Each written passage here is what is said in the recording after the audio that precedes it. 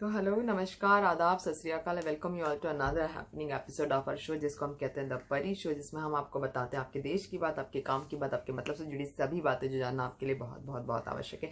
आज की बात करें तो देश में हर जगह त्राहिमाम का माहौल है। त्राहिमाम त्राहिमाम। हमारे जो किसान हैं उन पे अत्याचार हो रही है, बर्बरता से उनके ऊपर लाठीचार्ज हो रही है, आंसू गैस के गोले छोड़े जा रहे हैं, चाहे वो हरियाणा का कुरुक्षेत्र हो या यूपी का गाजीपुर टोल नाका, या तो फिर अंबाला हो, चाहे शाहबाद हो, चाहे सिंधु बॉर्डर हो, चाहे ट्विकर बॉर्डर हो। हर जगह किसानों पर दुनिया भर की धाराएं लगाई जा रही है। अगर वो बैरिकेड तोड़ते हैं पुलिस के तो उन पे डिजास्टर मैनेजमेंट एक्ट के तहत कार्रवाई होती है। अगर वो पुलिस के साथ में झड़प करते हैं तो उन पर तमाम दूसरी धाराएं लगा दी जाती है। इस तरह की धाराएं लगाना किसानों पर सरासर नाइंसाफी और अत्याचार है, क्योंकि ये वही किसान है जो हमारे देश की इकोनॉमी में सबसे बड़ा रोल कंट्रीब्यूट करते हैं। ये वही किसान है जिनकी वजह से हमारा देश कृषि प्रधान देश माना जाता है, जिसकी वजह से हमारा देश कृषि प्रधान देश के नाम से जाना जाता है। हमारे यहाँ पर हम जो है ज्यादा से ज्यादा फसलें खुद उत्पादित करते हैं और खुद अपनी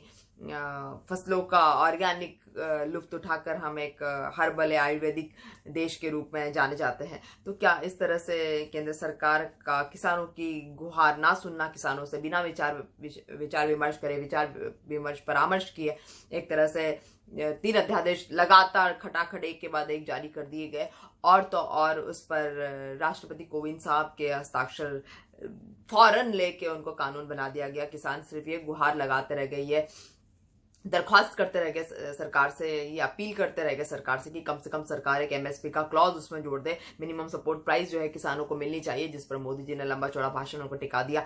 तो ऐसे में जो है किसानों की हालत जो है बहुत बुरी है। किसान जो चाहते हैं कि वो हरियाणा के बुराड़ी के समागम ग्राउंड से अपना धरना जो है जंतर मंतर ले जाए, लेकिन उनको वहीं की वहीं रोक दिया जाता है। उनको कुरुक्षेत्र में रोक दिया जाता है। उनको यूपी के गाजीपुर टोल नाके पे दिल्ली पुलिस उनको रोक देती है। कुरुक्षेत्र में पुलिस लगातार उनके ऊपर लाठीचार्ज कर रही है।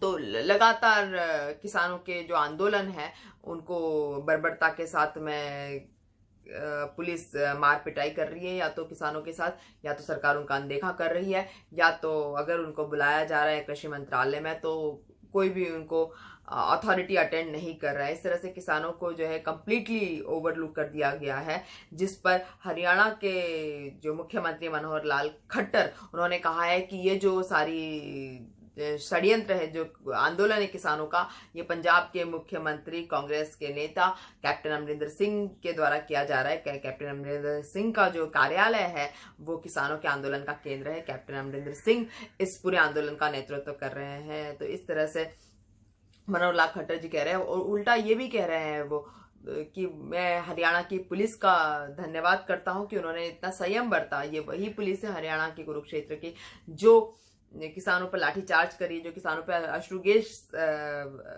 के गोले बरसा रही है। लेकिन मनोहर लाल खट्टर इस तरह से बयानबाजी कर रहे हैं, जिस पर अमरिंदर सिंह जी ने कहा है, कैप्टन अमरिंदर सिंह जो कांग्रेस के नेता है, जो पंजाब के सीएम है, उन्होंने कहा है कि अगर मनोहर लाल खट्टर उनको कॉल करते तो वो कॉल नहीं उठाएंगे, क्योंकि जो सरकार और जो पुलिस, जो प्रशासन किसानों के साथ अन्याय करता है, किसानों के साथ में बर्बरता से पेश आता है, किसानों पर लाठीचार्ज करता है, वो उनसे बात करने में इंटरेस्टेड नहीं है। वो अभी सिर्फ वो और उनकी पार्टी किसानों की भलाई में ही इंटरेस्टेड है। किसानों को उनका अधिकार दिलवाना, उनकी मिनिमम सपोर्ट प्राइस दिलवाना, या किसानों के लिए नया अध्यादेश पारित करना ही उनका एकमात्र लक्ष्य है फिलहाल। तो अगर मनोहर लाल खट्टर उनको फोन करते तो वो फोन नहीं उठाएंगे। यही नहीं, एलजेपी नेता और प्रेसिडेंट चिराग पासवान भी आजकल बीजेपी से कुछ खास प्रसन्न नहीं नजर आ रहे हैं। और वैसे ही कुछ हालात अखिलेश यादव जी के भी। अखिलेश यादव जी ने क्या बताया वो मैं आपको बता दूं। अखिलेश यादव जी ने बताया कि ये वही बीजेपी सरकार है जो बीजेपी सरकार इलेक्शन के समय पर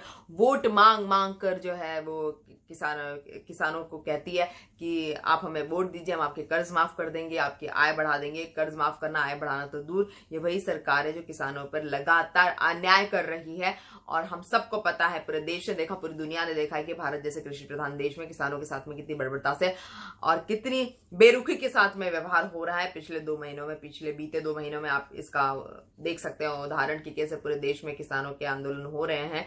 हजारों लाखों किसान, हजारों हजारों सैकड़ों किसान रोज आंदोलनों को ज्वाइन कर रहे हैं, मगर सरकार टस से मस होने का नाम नहीं ले रही। सरकार अपने अड़ियल रवैये पे बनी हुई है। तो ये तो थी बात उस पर।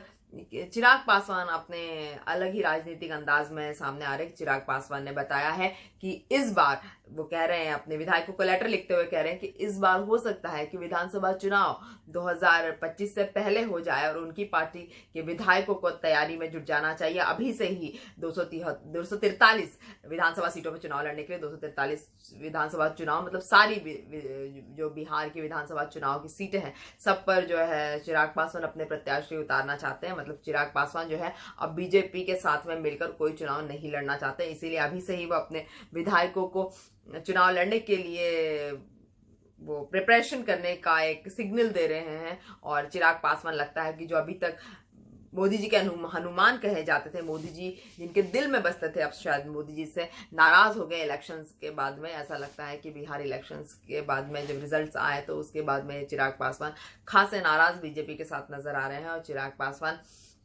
शायद अब अकेले ही रणभूमि में उतरने के मूड में नजर आ रहे हैं। वहीं यूपी में दूसरी तरफ हम देखेंगे तो लव जिहाद को लेकर जो अध्यादेश पारित हुआ था 2 दिन पहले, उस पर मोहर लग गई है। राज्यपाल आनंदीबेन ने हस्ताक्षर कर दिया अध्यादेश पर। मतलब अब अगर आपने बिना जिला अध्यक्ष के कार्यालय में, जिला मजिस्ट्रेट के कार्यालय में बिना सूचना दिए अगर आपने शादी करने की जरूरत की किसी मुस्लिम लड़के ने किसी हिंदू युवती से, तो डेफिनेटली आपको 6 साल की सजा और 10,000 रुपये जुर्माना होगा, और भी सजाएं बड़ी बड़ी हो सकती है। तो अगर आप यूपी में हैं तो इस तरह की आप गलती ना करें। अगर आप यूपी में हैं तो आप लव जिहाद ना करें। आप मुस्लिम होकर हिंदू से शादी करने का, धर्म परिवर्तन करके शादी करने का एक तरह से जोखिम ना उठाइए। आप किसी भी हिसाब से, अगर हिंदू है या मुस्लिम है, तो आप अपने ही धर्म में शादी कीजिए। अगर आप यूपी में रहते हैं तो यही आपकी जिंदगी और आपके परिवार की सुरक्षा के लिए बेहतर होगा।